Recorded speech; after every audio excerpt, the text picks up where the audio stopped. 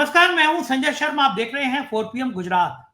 Gujarat lobby सबकून में आ नहीं पाई थी कि राहुल गांधी ने एक बड़े आंदोलन का जिक्र करके एक बड़े आंदोलन की तैयारी करके फिर से गुजरात लॉबी का तापमान बढ़ा दिया। एसआईआर के खिलाफ, वोट चोरी के खिलाफ देश भर में एक बड़ा आंदोलन शुरू होने जा रहा है। राहुल गांधी पहले ही एक पदयात्रा निकाल कर मोदी जी को बहुमत से दूर कर चुके हैं और इस बार वोट चोरी के खिलाफ देश को खड़ा करने का नतीजा क्या होगा, ये सोच सोच कर भाजपा को पसीने आ रहे हैं। मुलायम सिंह के खिलाफ एक स्टोरी छापकर इंडिया टुडे ने साबित कर दिया कि करोड़ों रुपए की डील करके वो किस हद तक गिर सकती है। अभय दुबे जी से मैंने शानदार बातचीत की। आपसे रिक्वेस्ट है, चैनल को सब्सक्राइब करिए, ज्वाइन करिए। चलते हैं अभय दुबे जी के पास। 4PM न्यूज नेटवर्क में स्वागत है अभय दुबे जी आपका। वोट चोरी के खिलाफ राहुल गांधी ने एक बड़ा अभियान चलाया और अब कांग्रेस एसआईआर की प्रक्रिया के खिलाफ पूरे देश भर में एक बड़ा आंदोलन करने जा रही है। बंगाल में एक बीएलओ अफसर जो एसआईआर प्रक्रिया से जुड़ा था, उसकी सुसाइड की खबरें सामने आ रही हैं। ममता बनर्जी ने कहा कि 28 लोग इस मामले से जुड़े हुए सुसाइड कर चुके हैं। इतना अमानवीय है। पूरे देश में एक जनमानस में ये बात साफ हो गई है कि वोटिंग जो वोटर लिस्ट है उसमें बड़े लेवल पे हेराफेरी की जा रही है और जगह जगह पे ये एसआईआर प्रक्रिया के तहत जो नाम जोड़े जा रहे हैं, कटाए जा रहे हैं, उसमें भी बड़ी धांधली की उम्मीद है। कांग्रेस एक बड़ा आंदोलन करने जा रही है। आपको क्या लगता है कि ये जो कांग्रेस का आंदोलन है, क्या अब लोग इस नजरिए से देखेंगे भाई बिहार में हार गए तो आप आंदोलन कर रहे हैं, या फिर कोई एक बड़ी क्रांति, एक बड़ा अभियान इस आंदोलन से, कांग्रेस के आंदोलन से खड़ा हो सकता है देश भर में? क्या मानना है आपका? देखिए संजय जी, जो स्पेशल इंटेंसिव रिवीजन है वोटर लिस्टों का चुनाव आयोग द्वारा जो कराया जा रहा है, वो एक बहुत महत्वपूर्ण विषय है और उसको हम लोगों को हल्के ढंग से नहीं लेना चाहिए। हो ये रहा है कि बिहार चुनाव के नतीजे आने के बाद में मीडिया में एक तरह का शोर शुरू हो गया है कि जो एसआईआर के खिलाफ वोट चोरी की मुहिम चलाई और उसके ऊपर वोटर अधिकार यात्रा निकाली राहुल और तेजस्वी ने बिहार में, वो फ्लॉप हो गई और उसको मतदाताओं के बीच में वो मुद्दा नहीं बन पाई। चुनाव उसके ऊपर लोगों ने वोट नहीं दिए, उससे कोई फर्क नहीं पड़ा और ये लोग जो ये वोट यात्रा निकाल रहे थे वो चुनाव हार गए। इसलिए इस मुद्दे को अब कूड़ेदान में डाल देना चाहिए। इसका मुद्दे का कोई महत्व नहीं है। लगातार इस प्रकार की राय आ रही है, हर मीडिया चैनल पे आ रही है और खास बात यह है कि न केवल भाजपा और उसके समर्थक ये राय दे रहे हैं, बल्कि इस तरह की राय ऐसे भी बहुत से पत्रकार दे रहे हैं जो कि आमतौर पर भाजपा और नरेंद्र मोदी के आलोचक माने जाते हैं। इससे क्या हो रहा है कि विपक्ष के ऊपर एक दबाव बन रहा है कि ये बिल्कुल बेकार की बात है, ये ना लोगों को समझाई जा सकती, ना लोगों की इसमें दिलचस्पी है, ये आप बेकार का मुद्दा उठाए हुए इसको बंद कीजिए। ये इस प्रकार की बात की जा रही है और ये असल में है क्या कि यही एक ऐसा मुद्दा है जो भारत में लोकतंत्र को बचाने में जिसकी महत्वपूर्ण भूमिका हो सकती है। और मुझे लगता है कि राहुल गांधी इस बात को किसी न किसी प्रकार समझते हैं। इसलिए इस दबाव के बावजूद उन्होंने निर्णय लिया है कि उनकी पार्टी सारे देश में एसआईआर के खिलाफ एक बड़ी मुहिम चलाएगी। उसके उन्होंने कल 12 राज्यों से अपने पदाधिकारियों को बुलाया, जिसमें उनके प्रदेश अध्यक्ष थे, जिनमें उनके विधायक दल के नेता थे, महामंत्री लोग थे, वरिष्ठ नेता थे। इन सबको बुलाया और उन लोगों ने 2.5-3 घंटे तक आपस में बातचीत करके एक निर्णय लिया, एक नीतिगत निर्णय लिया और एक कार्यक्रम भी बनाया और उस कार्यक्रम को घोषित भी किया। उन्होंने कहा कि हम रामलीला मैदान में एक बड़ी रैली करेंगे इस सवाल के ऊपर, इसके खिलाफ, और उसमें चुनाव आयोग की पोल खोलेंगे। उसके बाद में गुजरात के जो चारों जोन हैं वहां से एक यात्रा निकालेंगे। मतलब वो एक बड़ा कार्यक्रम उन्होंने लिया है। इसका सीधा मतलब यह है कि राहुल गांधी की अगर ये योजना सफल होती है तो राहुल गांधी ये चाहेंगे कि सारा विपक्ष एसआईआर के सवाल के ऊपर भाजपा के खिलाफ और भाजपा और चुनाव आयोग की जो साठगांठ है, जो पार्टनरशिप चल रही है, उसके खिलाफ गोलबंद होकर सारे देश में ये मुहिम चलाई जाए। अच्छा, जो हमारे पत्रकारगण हैं, चाहे पक्ष के हों चाहे विपक्ष के हों, वो इस बात को इस तरीके से पेश कर रहे हैं जैसे कि जो वोटर अधिकार यात्रा थी वो एसआईआर के सवाल को एक चुनावी मुद्दे के रूप में पेश कर रही थी। नहीं, वो एसआईआर को चुनावी मुद्दे के रूप में पेश नहीं कर रही थी। ये कभी नहीं कहा गया कि लोग एसआईआर होगी कि नहीं होगी इस सवाल के ऊपर अपना वोट दें। ऐसा तो पूरी यात्रा में कभी नहीं कहा गया। दूसरा तर्क उसके खिलाफ ये दिया जा रहा है कि एसआईआर का मुद्दा उठाने से बिहार के चुनाव में महंगाई और बेरोजगारी के मुद्दे पीछे चले गए। और अगर महंगाई और बेरोजगारी के मुद्दे उठाए जाते और एसआईआर के चक्कर में नहीं फंसा जाता, तो शायद महागठबंधन ज्यादा अच्छा प्रदर्शन कर सकता था। इस प्रकार की बात कही जा रही है। अच्छा, मैंने उस पूरी यात्रा जितने दिन हुई, मैंने उसको ध्यान से देखा, उसके ऊपर लगातार टीका टिप्पणियां की, उसको समझने की कोशिश की। मुझे तो लगा हर कार्यक्रम में वोट चोरी के साथ साथ में महंगाई और बेरोजगारी, इस सबके और बिहार विकास में किस तरह पिछड़ा हुआ है, इसके मुद्दे भी उठाए जा रहे थे। ऐसा तो कभी कोई कार्यक्रम नहीं हुआ इसके अंदर ये सब बातें ना की गई हों। ये बात भी गलत की जा रही है। तो ये पूरे ये एक तरह से मीडिया के जरिए भारतीय जनता पार्टी एक मुहिम चलवा रही है कि एसआईआर कोई मुद्दा नहीं है, एसआईआर के खिलाफ बोलना बेकार की बात है। और इससे जुड़े एक सरकार समर्थक रिटायर्ड अफसरों, रिटायर्ड जजों और रिटायर्ड फौजी अफसरों और तथाकथित बुद्धिजीवियों का एक 250 से ज्यादा बुद्धिजीवियों का एक लेटर, एक पत्र जारी किया गया है। इस पत्र को जस्टिस झींगड़ा ने लिखा है, जिसमें कहा गया है कि चुनाव आयोग के खिलाफ एक जहरीले आरोप लगाए जा रहे हैं, संवैधानिक संस्थाओं पर प्रहार किया जा रहा है।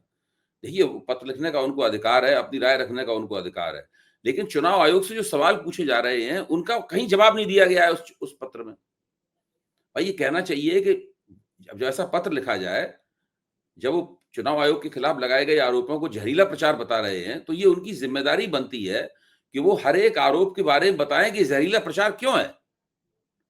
भाई, चुनाव आयोग से ये पूछना कि जो जीविका दीदियां सरकार का वजीफा ले रही हैं, लाभार्थी हैं सरकार की, उनको जब मतदान केंद्र के ऊपर फैसिलिटेटर के तौर पर लगाया जाता है, तो वो जो आचरण संहिता है, चुनावी आचरण संहिता है, उसका अतिक्रमण है या नहीं। उन्हें बताना चाहिए कि जब चुनावी मुहिम चल रही है, उसके बाद 10,000 रुपया महिलाओं के खाते में क्यों गया? क्या ये चुनावी आचार संहिता का उल्लंघन है कि नहीं? उन्हें बताना चाहिए कि जब 11 तारीख को जब मतदान होने वाला था आखिरी, उसके एक दिन पहले तक वृद्धा पेंशन महिलाओं के खाते में क्यों आ रही थी, ये उन्हें बताना चाहिए। ये उन्हें बताना चाहिए कि किस तरीके से सारे देश से ट्रेनें चला के, स्पेशल ट्रेनें चला के, ये भारत सरकार की ट्रेनें होती हैं। भारत सरकार की रेल मंत्रालय की मर्जी के बिना वो ट्रेनें नहीं चलाई जा सकती। इसका मतलब है कि केंद्र सरकार के मंत्रालय लगातार इसमें पूरी भागीदारी की, और पूछा जाता तो न रेल मंत्रालय की तरफ से कोई जवाब आता है, न चुनाव आयोग की तरफ से जवाब आता है। तो पूरी तरीके से केंद्र सरकार और एक संवैधानिक संस्था चुनाव आयोग और भारतीय जनता पार्टी और उसके नेतृत्व में चल रहे एनडीए ने मिलकर पार्टनरशिप करके बिहार का चुनाव लड़ा, और उस चुनाव में आपने महागठबंधन को पराजित कर दिया। मैं ये नहीं कह रहा हूं कि अगर चुनाव ईमानदारी से होता तो महागठबंधन अवश्य जीत जाता। मैं इस बहस में नहीं पड़ रहा हूं, कोई नहीं, क्यों कोई इस बहस में पड़े? चुनाव तो ईमानदारी से हुआ ही नहीं। होता तो देखते कौन जीतता कौन हारता। हो सकता महागठबंधन जीतता, हो सकता एनडीए जीत जाता, लेकिन जो हुआ उसके ऊपर गौर करना चाहिए, इधर उधर की बातें नहीं करना चाहिए। हुआ यह है कि भारत के इतिहास में कभी भी इतना ज्यादा बेईमानीपूर्ण चुनाव आज तक नहीं हुआ। देखिए, कांग्रेस पहली बार चुनाव नहीं हारी है। 2024 के चुनाव से पहले 3 बड़े राज्यों में कांग्रेस चुनाव हार गई थी। कहा जा रहा था कि मध्य प्रदेश का चुनाव कांग्रेस को जीतना ही चाहिए था। 20 साल से भाजपा की सरकार चल रही थी, उसके खिलाफ एंटी इनकम्बेंसी थी, लेकिन कांग्रेस चुनाव नहीं जीत पाई, हार गई। कहा जा रहा था कि छत्तीसगढ़ में भूपेश बघेल अपनी वापसी कर सकते हैं, लेकिन कांग्रेस वहां भी चुनाव हार गई। कहा जा रहा था कि बहुत लाभार्थी योजनाएं चलाने के कारण जो अशोक गहलोत हैं वो राजस्थान में अच्छा चुनाव लड़ेंगे, हो सकता है उनकी वापसी हो जाए, लेकिन कांग्रेस वहां भी चुनाव हार गई। लेकिन मुझे याद पड़ता है कि उन तीनों चुनावों में जो चर्चा हुई थी पत्रकारों के बीच में, मीडिया मंचों के, उसमें चुनाव आयोग का नाम ही नहीं आया, क्योंकि चुनाव आयोग उसमें मुद्दा ही नहीं था कोई। भाई, इसी तरह का जिस तरह का अभी बिहार में नतीजा आया है 200 से ज्यादा का, वो 200 से ज्यादा का नतीजा एनडीए को पहले भी मिल चुका है, 2010 में मिल चुका है एनडीए को। तब भी हम लोगों ने चुनाव आयोग के ऊपर कोई चर्चा नहीं की थी। चुनाव आयोग के ऊपर चर्चा 2024 के चुनाव से शुरू हुई है, और अब हालत ये हो गई है कि चुनाव का मतलब ही हो गया है चुनाव आयोग किस तरीके से सत्तारूढ़ प्रतिष्ठान की मदद करता है उसको सत्ता में बनाए रखने के लिए, ये हो गया है। अब ये, और उसके एक के बाद एक आरोप लगाए जाते हैं। आप जो चुनाव आयोग द्वारा प्रकाशित आचार संहिता है, उसको पढ़ लीजिए। उसमें साफ लिखा हुआ है कि आप किसी भी चलती योजना चलती हुई हो नई हो, चुनाव के दौरान उसमें रुपया नहीं बांट सकते। आप मतदाताओं को मतदान केंद्र, उनके घर से मतदान केंद्र तक नहीं ला सकते, साफ लिखा हुआ। और यहाँ तो हजारों किलोमीटर दूर से ट्रेनों में भर भर के लाया जा रहा है, और खुद ऐसी बात भी नहीं कि चुपचाप लाया जा रहा है कोई जवाब। भाजपा के नेता जो है वो प्लेटफॉर्मों पर खड़े हुए दावे कर रहे हैं कि हम कर रहे हैं, ये हमने दिए हैं इनके किराए के पैसे पूरे। जब इन्होंने कहा कि हमें जाना है तो हमने इनके लिए ट्रेन का इंतजाम किया, वो खुद ही कह रहे हैं। तो इसमें कोई, ये तो प्रत्यक्ष किम प्रमाणम है, प्रत्यक्ष को प्रमाण की जरूरत क्या है, साफ दिखाई पड़ रहा है। और कुछ नहीं, चुनाव आयोग की तरफ से कोई जवाब नहीं है। ऊपर से ये एक पूरा नियोजन करके ये पत्र एक लिखवा दिया गया है। तो ये जो पूरी परिस्थिति है, ये परिस्थिति बता रही है कि भारतीय लोकतंत्र बहुत बड़े संकट में है। और इसी संकट को समझकर राहुल गांधी ने तय किया है कि कोई कुछ भी कहता रहे, कोई भी बहस चलाता रहे, कोई नैरेटिव चलाता रहे, हमें इसी सवाल के ऊपर अपना फोकस देना है, इसी सवाल पर संघर्ष करना है। महंगाई, इन सब मुद्दों से निपट दिया जाएगा। इन मुद्दों पर पहले भी चुनाव हो चुके हैं, कोई नई बात नहीं है, लेकिन ये बिल्कुल एक नई चीज है। और जनता को धीरे धीरे करके तैयार, नई तरह की बात है, जनता की भी समझ में देर से आएगी कि भाई उसका वोट चोरी हो रहा है। जनता को धीरे धीरे तैयार किया जाए, संघर्ष किया जाए, एक दो चुनाव और भी हार जाए तो उसमें कोई बुरी बात नहीं है। असली मुद्दा यह है कि सवाल पे विचार किया जाए। अब कल प्रशांत किशोर की प्रेस कॉन्फ्रेंस थी। प्रशांत किशोर ने अपनी प्रेस कॉन्फ्रेंस में कहा कि भाई मधुबनी में, आप मधुबनी में जाइए, वहां पर देखिए कि जो उम्मीदवार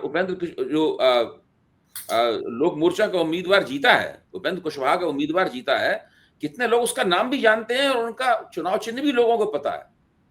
उन्हें वहां के मतदाता उनका नाम भी नहीं जानते, चुनाव चिन्ह भी नहीं जानते, कि बिल्कुल आखिरी मौके पे वो भी, और उसको 1.25 लाख से ऊपर वोट कैसे मिल गए, वही सवाल उठा रहे हैं। वो कह रहे हैं उन्हें उपेंद्र कुशवाहा से कोई दिक्कत नहीं है, जो उम्मीदवार जीता है उससे उनकी कोई नाराजगी नहीं है, वो तो प्रक्रिया पे सवाल उठा रहे हैं कि वो वहां कैसे हुआ। अब बक्सर में देखिए, जितने भी निर्वाचन क्षेत्र हैं वहां 30-30 हजार वोट SIR के दौरान बढ़ाए गए। हुआ क्या कि वो सारे के सारे वोट बड़ी कुशलता के साथ भाजपा खाते में चले गए। ऐसे पूरे 30,000 वोट जो है इंतजार कर रहे हो कब हमें बढ़ाया जाए और कब हम भारतीय जनता पार्टी की वोट संख्या में वृद्धि कर दें। अच्छा, अब चूंकि उन्हें दूसरे राज्यों में SIR करनी है, बिहार में उनका हथकंडा कामयाब हो गया, तो चाहते हैं दूसरे राज्यों में भी ये सब पूरा प्रपंच रच दिया जाए। तो उन्हें बहुत जल्दी है, जितनी देर लगेगी उतनी उसके खिलाफ विरोध होगा। तो इसलिए उन्होंने इतना दबाव कर्मचारियों के ऊपर बनाया है। जो BLA और BLO हैं परेशान हैं, लोग बिल्कुल दुखी हैं, आत्महत्याएं हो रही हैं। केरल में आत्महत्या हो चुकी है, राजस्थान में आत्महत्या हो चुकी है, छत्तीसगढ़ में आत्महत्या हो चुकी है, मध्य प्रदेश में आत्महत्या हो चुकी है, आत्महत्याएं हो रही है। केरल में तो BLA और BLOs ने एक जन आंदोलन शुरू कर दिया है। उन्होंने एक उसमें फांसी के फंदे लटका के अपना सिर उसमें डाल के तस्वीरें खिंचाई हैं। ये स्थिति है। तो ये सब जो हो रहा है, पश्चिम बंगाल में आत्महत्या हो चुकी है, ये सब जो हो रहा है एक बिल्कुल नई अनोखी घटना है, जो उस देश के इतिहास में पहले कभी नहीं हुई। देश में कभी भी, चाहे पुराने जमाने का चुनाव आयोग हो, नए जमाने का चुनाव आयोग हो, सेशन के पहले का हो, बाद का हो, चुनाव प्रक्रिया में जो कमियां होती थी, उनका आरोप कभी चुनाव आयोग पर नहीं लगाया गया। उनका आरोप बाहुबलियों पर लगाया गया, उनका आरोप धनबल के। चुनाव आयोग से जरूर कहा गया कि भाई इन समस्याओं के हल करने की आप कोशिश कीजिए, लेकिन यह कभी नहीं कहा गया कि चुनाव आयोग ही इन समस्याओं में भागीदार है। ये पहली बार हो रहा है। इसको इस तरीके से तिकड़म करके एक पत्र लिखवा दिया जाए उनके खिलाफ, और इसको नजरअंदाज नहीं किया सकता। बिल्कुल ठीक कह रहे हैं कि ये एक गंभीर घटना तो है। अगर इस लेवल तक मामला आ जाए, दबाव में कर्मचारी आत्महत्या करने लगे, इसका मतलब एक बड़ी साजिश, बड़ा खेल तो है देश में। लेकिन एक बड़ा सवाल यह है कि क्या राहुल गांधी कर पाएंगे? कांग्रेस के भीतर भी आप जानते हैं बड़े बड़े नाम हैं जो एंड टाइम पे जिस समय साथ देना चाहिए उस समय सांप की तरफ फुफकारते हैं। कुछ बहुत बड़े चर्चित नाम हैं, मैं कुछ एक आध का नाम नहीं बताऊंगा, कई सारे नाम हैं कांग्रेस के भीतर। जिस आदमी ने कश्मीर से, कन्याकुमारी से कश्मीर तक पदयात्रा निकाल के पूरे देश में कांग्रेस का माहौल बना दिया, 2024 के चुनाव में मोदी जी पूरा बहुमत नहीं ला पाए, उस आदमी को फिर से उस छवि में धकेलने की कोशिश है। कल मुझसे एक सज्जन कह रहे थे, बड़े व्यंग में उन्होंने मुझसे कहा कि अब पप्पू के क्या हाल है। तो फिर से वो पप्पू नाम जो गायब हो गया था पदयात्रा के बाद, वो फिर से बीजेपी चाह रही है चलन में आए। मैंने कहा उनके हाल तो मोदी जी बेहतर बता सकते हैं मुझसे कि उनकी पप्पू ने अपनी पदयात्रा से मोदी जी को पूरे बहुमत से दूर कर दिया।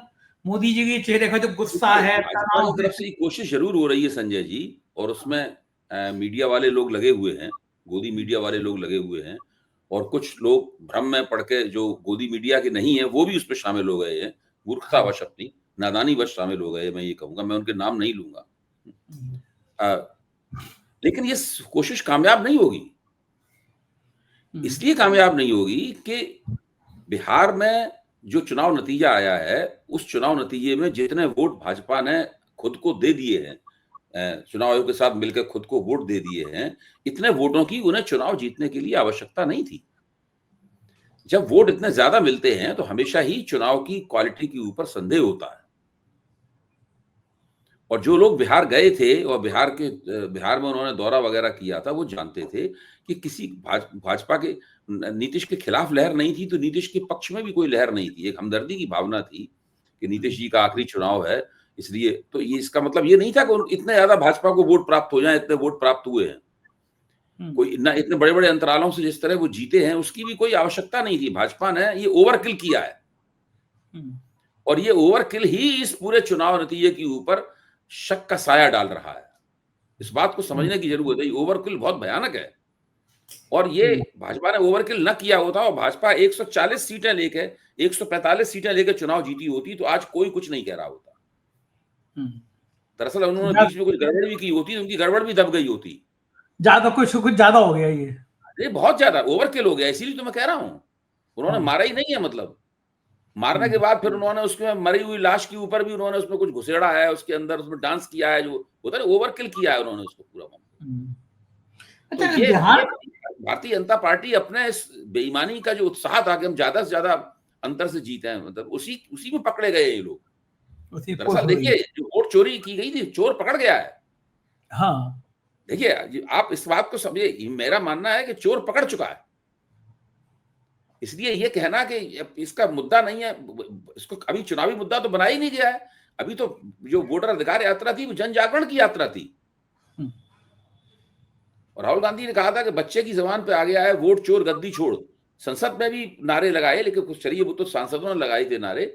लेकिन ये एक ऐसी स्थिति है कि अगर विपक्ष ने इस आंदोलन को, इस मुहिम को 6 महीने भी चला दिया सारे देश में, तो जगह जगह वोट चोरी के नारे लगने लगेंगे।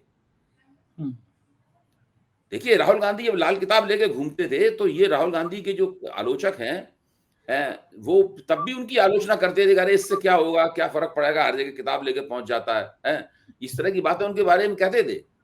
बाद में आरएसएस वालों ने, भाजपा वालों ने स्वीकार किया कि उनकी राहुल गांधी की जो मुहिम थी, उस मुहिम की भी एक प्रमुख भूमिका रही नरेंद्र मोदी से बहुमत छीन लेने में। बहुत बड़ी भूमिका रही।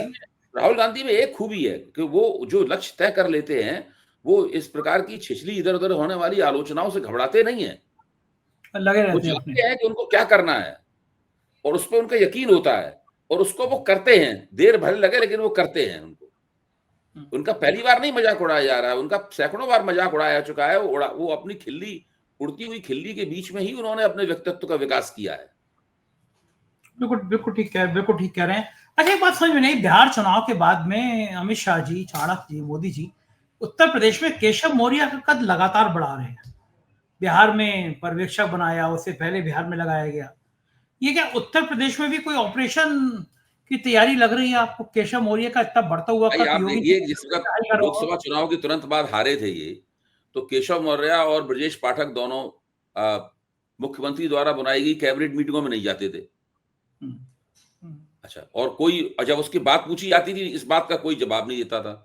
तो इनकी हिम्मत हो सकती थी अगर इनको उधर से शह ना मिल रही हो। अगर अमित शाह इनसे कहते हैं क्या बकवास है, आप कैबिनेट मीटिंग में क्यों नहीं आते, मुख्यमंत्री कैबिनेट मीटिंग बुला रहे हैं, आप घर क्यों बैठे हुए? इनकी ये सिर के बल चल के जाते हैं वो कैबिनेट मीटिंग में, पैदल चल के जाते, दौड़ के जाते। हर तरह से जाते हैं। मैं ये कह रहा हूं कि ये तो बाकायदा आला कमान की तरफ से आदित्यनाथ के खिलाफ इनको शह दी जा रही है लगातार। अभी भी शह दी जाती, खुल के बोलते हैं उनके खिलाफ भाई ये। अब इन्होंने पहले तो मीडिया में भी बोलने लगे थे, अब मीडिया में नहीं बोलते हैं, बाकी निजी तौर पे तो खुल के बोलते हैं, रोज बोलते हैं। हर हाँ, वक्त बोलते हैं उनके खिलाफ। इसमें कोई शक की व्यक्तिगत बात है क्या? ये कोई छिपी व्यक्तिगत हुई बात बात है क्या? हाँ, हैं? व्यक्तिगत बातचीत करो तो कुछ भी हाँ, कसके खुल के बोलते हैं। अरे हाँ, मैं बता रहा हूँ बिल्कुल। अच्छा, दूसरी एक और बात है, आप मैं दूसरा पक्ष भी हम लोगों को कह देना चाहिए। योगी आदित्यनाथ भी व्यक्तिगत बातचीत में नरेंद्र मोदी और अमित शाह की खूब उड़ैया लेते हैं। कितना मजाक उड़ाते हैं नरेंद्र मोदी अमित शाह की, नकलें बनाते हैं उनकी और पता नहीं क्या-क्या कहते हैं। मैं उन सब बातों का मंच पे नहीं कह सकता, आपके मंच पे नहीं कह सकता उन सब बातों को। और ये बात सब लोग जानते हैं भाई। ये कोई बिल्कुल ठीक ऐसी बात छुपी हुई बात नहीं, हर व्यक्ति जानता है कि दोनों में जम के चल रही है। लेकिन मामला बिल्कुल बीच में फंसा हुआ है। वो आदित्यनाथ जी ने बड़ी चालाकी के साथ में राष्ट्रीय स्वयंसेवक संघ की मदद लेके वो गद्दी से हटाए जाने वाले थे, उसको उन्होंने रोक दिया और उसके बाद ये मामला फंस गया। सही बात है। अबे जी एक और बात एक मिनट, अब चूंकि मोदी जी को लगता है कि 3 चुनाव लगातार जीतने के बाद में उनकी स्थिति कुछ मजबूत हो गई है, ऐसा एहसास आ गया होगा उनके मन में, हैं? जरूर स्वाभाविक है, हैं? हाँ, किसी पहले में थोड़ा कमजोर महसूस करते थे। अब चूंकि लग रहा है कि उनकी वापसी हो गई है, फिर से उनका रुतबा बुलंद हो गया है, उनके वो क्लेम कर सकते हैं कि उनके नाम पे वोट मिल रहे हैं वगैरह वगैरह, इस प्रकार के दावे कर सकते हैं। तो उन्होंने फिर से केशव मौर्य को वो जो है वो तरजीह देनी शुरू कर दी है उन्होंने। बिल्कुल ठीक बात है। अबे जी मैं एक बड़ी व्यक्तिगत सी बातचीत आपसे पूछूंगा कि आप इटावा के रहने वाले हैं। नेताजी को आप बहुत मेरे ख्याल से बचपन से ही आप जानते होंगे, जब पढ़ाई कर रहे होंगे, आपके पिताजी भी इतने मूर्धन पत्रकार रह चुके हैं। आपने नेताजी का पूरा जीवन देखा है।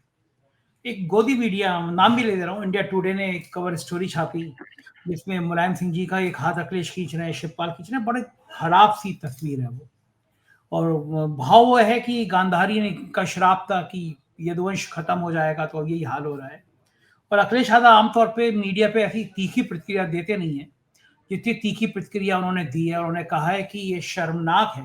अबे मैं भी मानता हूं कि अगर ईमानदारी है तो आज इंडिया टुडे ग्रुप ये घोषणा कर दे कि पिछले 11 सालों में उसने किस राज्य से कितने करोड़ रुपए कमाए हैं।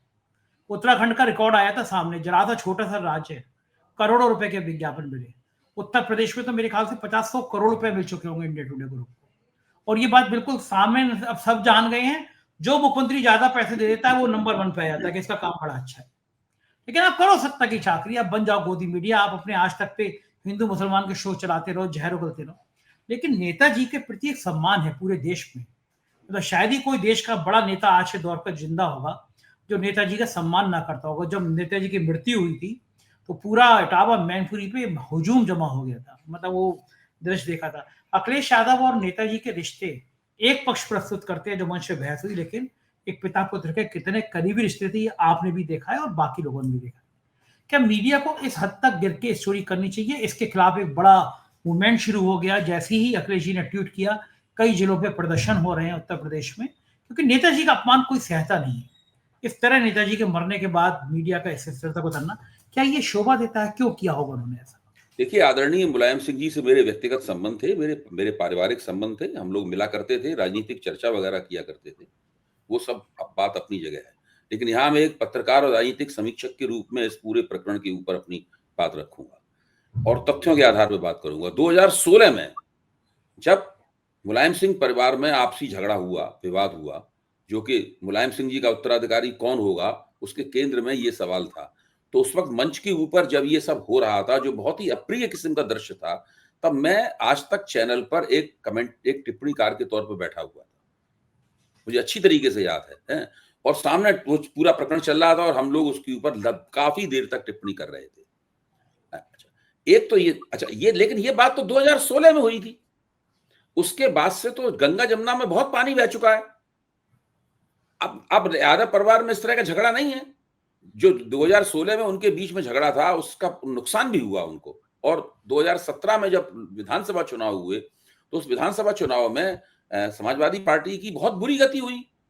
उनकी 50 से भी कम सीटें रह गई, क्योंकि पारिवारिक झगड़े के कारण उनका जो जनाधार था, वो जनाधार का वोट भी उनको पूरी तरह प्राप्त नहीं हुआ। उसके अंदर भी वो बिखर गया, छितर गया। लेकिन आज ऐसी स्थिति नहीं है। आज तो स्थिति यह है कि अखिलेश की पार्टी उत्तर प्रदेश भाजपा से भी ज्यादा शक्तिशाली होकर उभरी है, मैं ये कहूंगा। उन्होंने जो 2022 में विधानसभा चुनाव हुआ था, उसमें उन्होंने शानदार प्रदर्शन किया और अपने पिता को जितने वोट मिलते थे उससे भी ज्यादा वोट उन्होंने प्राप्त किए। सही बात है कि वो भाजपा को हरा नहीं पाए, लेकिन उन्होंने भाजपा की सीटें कम कर दी और बहुत अच्छा उनका वोट प्रतिशत था, बहुत अच्छी सम्मानजनक सीटें प्राप्त हुई। और उसके तुरंत बाद 2 साल बाद जब लोकसभा चुनाव हुए तो लोकसभा चुनाव में उन्होंने भारतीय जनता पार्टी को कांग्रेस से गठजोड़ करके हरा दिया चुनाव में। अच्छा, अब इसके पीछे पूरा एक तो ये बात है कि भाई हो सकता है कि मुख्यमंत्री की तरफ से ये सब उनकी शह पे ये सब चीजें छापी गई हों। अच्छा, दूसरी बात ये भी हो सकती है कि इन लोगों ने, भाजपा वालों ने देखा होगा कि चूंकि बिहार के लालू यादव के परिवार में इस वक्त कलह हो रही है और ये कलह बिल्कुल वैसी तो नहीं है जैसी कि मुलायम परिवार में 2016 में थी, लेकिन कुछ कुछ उससे मिलती जुलती है, कुछ कुछ वो दूसरी बात थी, ये दूसरी बात है। हालांकि ये भी लालू का उत्तराधिकारी कौन हो उसके केंद्र में ये बात है, वहां मुलायम का उत्तराधिकारी कौन हो उसके केंद्र में वो बात थी। तो उन्होंने सोचा कि एक परिवार में कलह हो रही है, वो परिवार बदनाम हो रहा है, दूसरे परिवार को क्यों छोड़ा जाए। अब इससे 2016 की घटना उठा रहा है, 9 साल हो चुके हैं उस घटना को, 9 साल के बाद कितने चुनाव हो चुके हैं? 2017 का चुनाव हो चुका है, 19 का हो चुका है, 22 का हो चुका है, 24 का हो चुका है। 4 चुनाव उत्तर प्रदेश में हो चुके हैं और उन 4 चुनावों में 2 चुनाव अखिलेश हार चुके हैं और 2 चुनावों में बेहतरीन शानदार प्रदर्शन करके उन्होंने अपने नेतृत्व की धाक जमवा ली है। अच्छा, जहां तक मुलायम सिंह का उत्तराधिकारी कौन होगा, ये समस्या हल हो चुकी है, इसका जवाब मिल चुका है। अखिलेश ने साबित कर दिया है कि वो मुलायम सिंह यादव के सुयोग्य उत्तराधिकारी हैं, इसमें कोई शक नहीं। वो न केवल यादवों के नेता हैं, न केवल पिछड़े वर्ग के नेता हैं, न केवल यादव मुसलमान जनाधार के नेता हैं, बल्कि उसका विस्तार करने की लगातार पीडीए के जरिए कोशिश कर रहे हैं। और जो उनके चाचा जिनकी गोद में वो खेले थे, वो सब उनके साथ आ चुके हैं। आज पूरा परिवार एकजुट है, कोई चक्कर है ही नहीं यहाँ पे पूरी तरह। ये बिल्कुल कॉन्कॉक्टेड, मतलब एक गढ़ी गई कहानी है, ये पूरी तरह से एक प्लांटेड स्टोरी है। इसका कोई अर्थ मतलब नहीं है, ये केवल बदनाम करने के लिए चलाई गई स्टोरी है, ताकि बिहार के यादव परिवार, उत्तर प्रदेश के यादव, क्योंकि बिहार में हो रहा है यहाँ पे, उसी वक्त 2016 की कहानी को याद दिलाया जाए लोगों को। भाई ये जो पूरा दृश्य है, मुलायम सिंह के बीच में खड़े हुए हैं, इधर से उधर से उन्हें खींचा जा रहा है, एक तरफ शिवपाल है, एक तरफ अखिलेश है। ये तो 2016 में अगर ये दृश्य छपता, कार्टून छपता, कोई ग्राफिक छपता तो बात समझ में आती। आज की तारीख में का क्या मतलब है? कोई मतलब नहीं। इसका सीधा मतलब ये है कि प्लांटेड स्टोरी है, या तो पैसे खाके की गई है, या भविष्य में इसके आधार पर पैसे खाने की जुगाड़ है पूरी की पूरी, या कोई बहुत बड़े स्वार्थ इसके अंदर शामिल है। इसके अलावा क्या कहा जा सकता है स्टोरी को? मुझे लगता है ये मैं इंडिया टुडे की पत्रकारिता का बहुत बड़ा समर्थक नहीं हूं, लेकिन इंडिया टुडे एक अच्छी पत्रिका रही है। हम सब लोग एक जमाने में इंडिया टुडे अपनी तथ्यात्मक रिपोर्टिंग के लिए और उसका जो नफासत थी, उसकी छपाई सफाई की, उसके लिए हम लोग इंडिया टुडे को पढ़ते थे लगातार, उसका अंग्रेजी संस्करण लगातार पढ़ते थे। वो जमाने पुराने हो गए, अब ये हालत हो गई, तरह की घटिया किस्म की स्टोरीज प्लांट करते रहे। इनको नहीं पता है कि जब मुलायम सिंह यादव ने 1993 में कांशीराम के साथ गठजोड़ करके बीजेपी को उत्तर प्रदेश में सत्ता में आने से रोक दिया था और अपनी गठजोड़ सरकार बनाई थी, उस वक्त इंडिया टुडे ने ही कवर पे मुलायम सिंह का चित्र छापा था और कहा था कि ये मैन ऑफ द ईयर हैं। तो ये भी एक तथ्य है। कहां वो इंडिया टुडे था, आज ये इंडिया टुडे है जो इस प्रकार की मनगढ़ंत कहानियां। इससे देखिए अखिलेश जी और समाजवादी पार्टी की जो जमती हुई धाक है, उस पर कोई असर नहीं पड़ेगा। ठीक बात है, बिल्कुल सही बात है, इनका असर इन्हीं पे पड़ेगा। उनको इसमें चिंतित नहीं होना चाहिए। और एक तरह से ये एक और बात बताता हूँ, तो ये उकसावे की कार्रवाई भी है। कोई व्यक्ति जा रहा है, आप व्यर्थ में उसको गाली दे दो, तो गुस्से में भड़क के वो ऐसा काम कर दे, फिर कहो देखो ये आदमी झगड़ा करता है, ये आदमी बदतमीजी करता है। ये इस टाइप की कार्रवाई भी है। इसको कहते हैं चलते बैल को अरही लगाना, देहात में कहावत होती है। उस प्रकार की कार्रवाई है भाई। ये कोई संदर्भ ही नहीं है। कोई अगर कोई कॉन्टेक्स्ट हो, कोई घटना हो, तो उसको सामने भी लाएं। कोई संदर्भ ही नहीं है। शर्म आनी चाहिए लोगों को। पत्रकार कहते हैं अपने आप को ये। बिल्कुल। और जो भी जब आज तक ज्यादा चैनल सुधीर चौधरी को अपना चेहरा बना सकता है तो कुछ भी कर सकता है। बहुत ही शर्मनाक है। बहुत शुक्रिया अभय जी, आपने मुझसे इतनी बातचीत की, अपना समय दिया। Thank you sir. पूरी बातचीत आपने सुनी, कैसी लगी बातचीत बताइएगा जरूर। शुक्रिया, थैंक यू।